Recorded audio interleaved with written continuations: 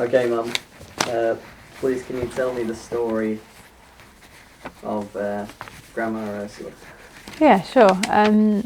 So my mother's name was Ursula Crystal Baller. She was German, and she was born in Germany in a bunker. So that's under the ground in Berlin in 1943.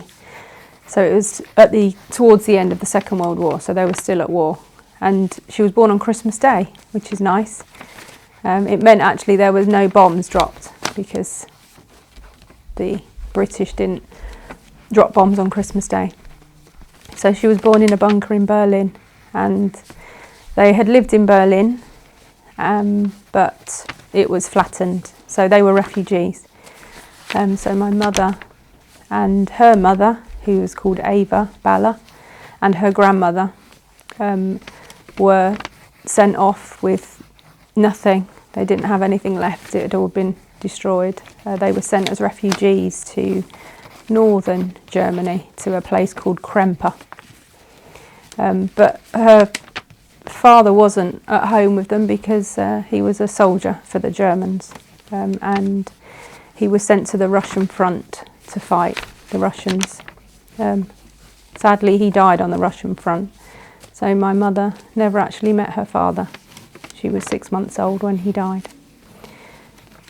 which was a massive sadness for her. To never meet your father is hard, I think. Yeah, and she often talked about what he would have been like. And as a child, actually, her mother had never kind of accepted that perhaps he hadn't died, and perhaps he would turn up one day and it had been a mistake. So as a child, she said she was often told to look out for a man called Otto, who, if he came and said, "I'm Otto," then that would be her father. So I think it took quite a few years for her mother to accept that she was widowed. So she was an only child because her father had died. Her mother didn't remarry until she was an adult and away.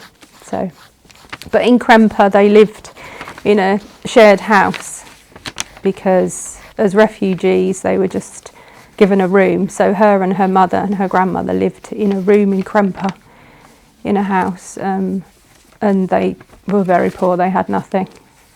But the war came to an end and they struggled on, and her mother worked hard to feed them and look after them.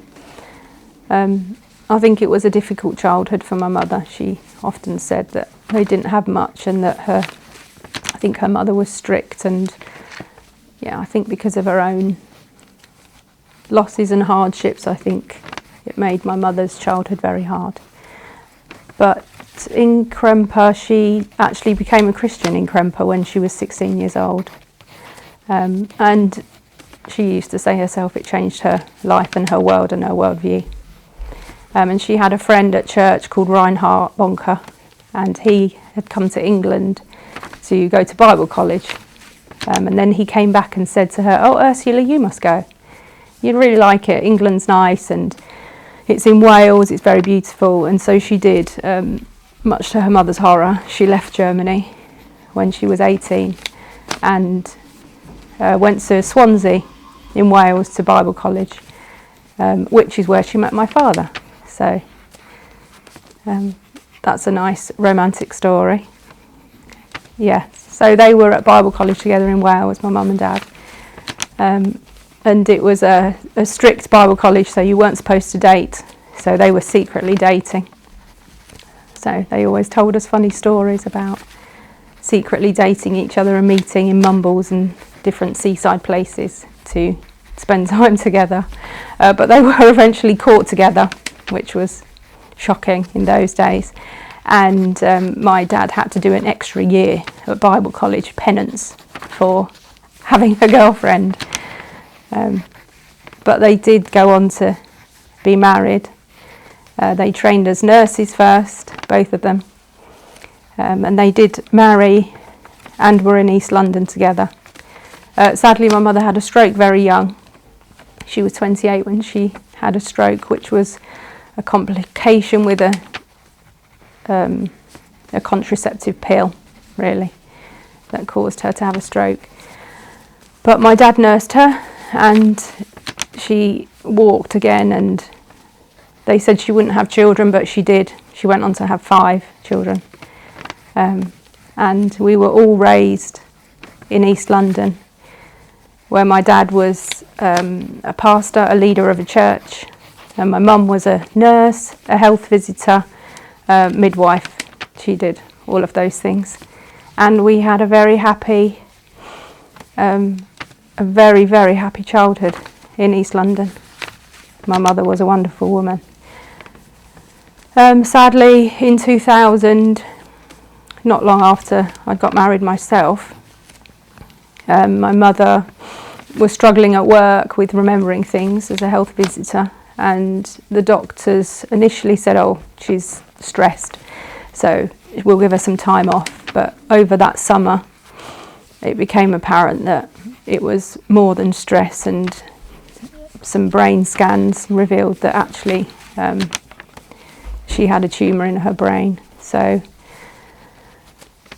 they tried to operate and realised that it was everywhere and they couldn't do anything for the cancer. So we were fortunate enough to know that her life would not be for much longer. So we knew she only had a few months to live, and that was kind of September, October time. And so because my mother loved Christmas, from October every weekend we all moved home, because we were all adults by then, living in different places.